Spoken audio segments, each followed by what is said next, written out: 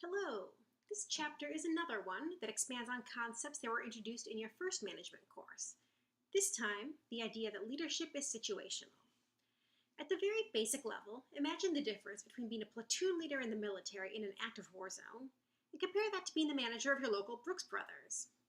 Obviously, in the first example, there'll be a great deal more orders that are expected to be obeyed instantaneously and unquestioningly. Um, your employees won't be able to quit, and the stakes are life or death. At Brooks Brothers, employees might question your orders, and they could quit at any time. And at least the physical stakes are much, much lower. No one should die. So a leader needs not only industry-specific knowledge, but also different skills to manage under those conditions. Someone could be a great store manager, but a terrible platoon leader. Now, the smart person will try and choose a job that plays to their strengths. The problem is that the world changes around us, sometimes rapidly. So you might have been in the military during peacetime, and then a war starts, and all of a sudden your job changes very much. But here's an example from my personal experience. And just as a warning, I am going to talk about terrorism, so if this is a difficult topic for you and you choose to skip the rest of this video, I understand. I used to be a flight attendant for a small airline way back before I was a professor. And most of the time, my job consisted of serving drinks and snacks, helping passengers out, and only worrying about safety in a routine way. For example, making sure people wore their seatbelts. But all airline crew have extensive training in first aid and emergency procedures. I know what to do if a plane crashes, although I've only used those skills in simulations. It's hard to truly know how a flight crew will respond in a real emergency until it really happens. And luckily, I never had to deal with any serious emergencies. Now, when I went through training, it was in 1999.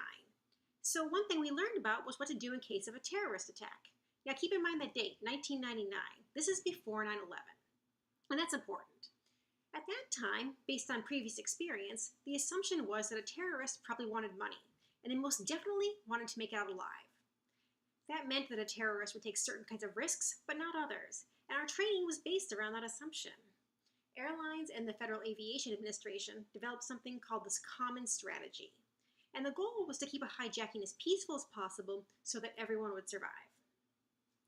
And then 9/11 happened. For the very first time, the United States had to deal with hijackers who were willing, even planning, to die. Flight crews had no training to deal with this, nor were commercial passenger airplanes themselves designed to be defendable against assailants. The common strategy was no longer enough in those situations, and the airline industry had to develop a new set of protocols to deal with them.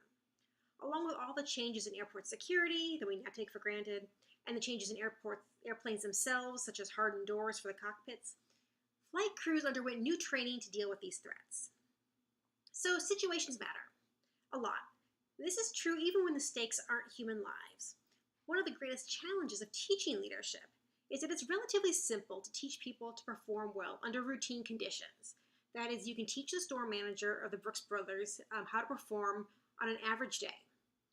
But it's a lot harder to prepare people for the extraordinary and unusual, even though those might be some of the highest stakes situations for organizations.